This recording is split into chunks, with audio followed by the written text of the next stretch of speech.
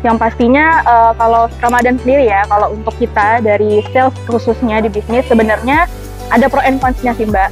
Cons-nya itu adalah ini sebuah challenge gitu buat kita biasanya karena pasti dampaknya itu lumayan agak besar ya ke bisnis kita, misalnya project mungkin lumayan menurun, terus mungkin aktivitas dari project yang menurun, aktivitas kita juga pasti menurun. Nah itu jadi challenge buat kita nih, gimana supaya kita bisa tetap produktif.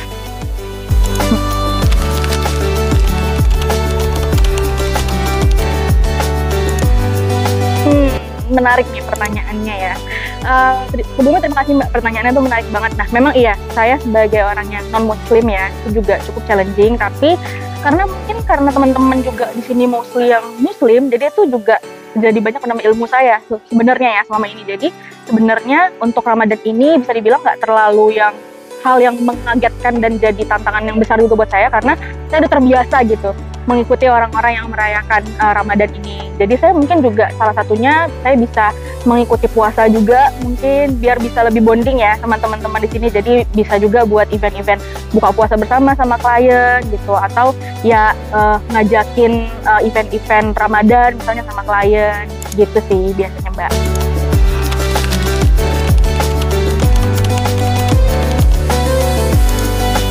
Ya, kalau misalnya untuk di Ramadan ini pastinya kita harapannya tinggal eksekusi ya Mbak. Karena kalau misalnya di Ramadan ini kita baru nyari klien baru lagi atau gimana, itu biasanya akan take time yang lumayan panjang dan jadinya kita di sini jadi bolong gitu. Nah biasanya yang kami lakukan dengan tim-tim sales itu udah mulai proyeksi dari awal tahun.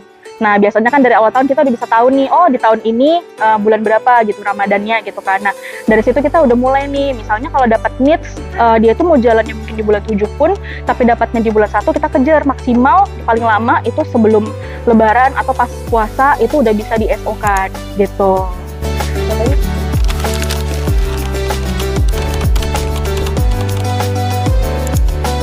Iya benar, memang benar pernah. Nah itu kejadiannya di tahun lalu Mbak Deki. Jadi di tahun lalu di puasa, di Lebaran sama after Lebaran kita ada dapat beberapa project. Nah itu sebenarnya udah lama banget Mbak. Jadi klien itu kita udah pitching dari awal tahun di tahun 2023. Jadi kita tetap ya memang ya sering lah di PHP ya, dia ngilang, ghosting segala macam, dan kita pasti dibanding-bandingin. Tapi yang kita lakukan adalah konsisten. Jadi kita tetap sapa-sapa, bukan berarti kita ngechat klien hanya untuk nanyakin Mbak gimana feedbacknya, nggak gitu sih. Jadi kita ya sekedar sapa-sapa aja, komen story-nya, bangun engage-nya gitu. Pada akhirnya nanti dia yang tiba-tiba teringat kita karena kita sering komunikasi sama dia, akhirnya dia sendiri yang update dan akhirnya memilih kita gitu. Tapi yang dari kami sales tuh mungkin yang kita lakukan adalah mengejar kontraknya sih. Jadi misalnya dia dilaksanakannya kapan, kita kejarnya tetap di SO-in pada saat Lebaran atau puasa gitu.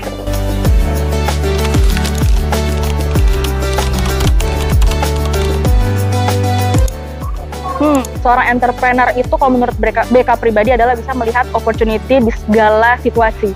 Even itu di situasi yang mungkin kayak sekarang ya, ngelihatnya oh Ramadan mikirnya turun nih, pasti sepi nih segala macam. Tapi sebagai entrepreneur kita nggak ngelihat itu sebagai challenge yang jadinya membuat semangat kita turun. Tapi malah di sini jadinya kesempatan buat kita lebih produktif lagi.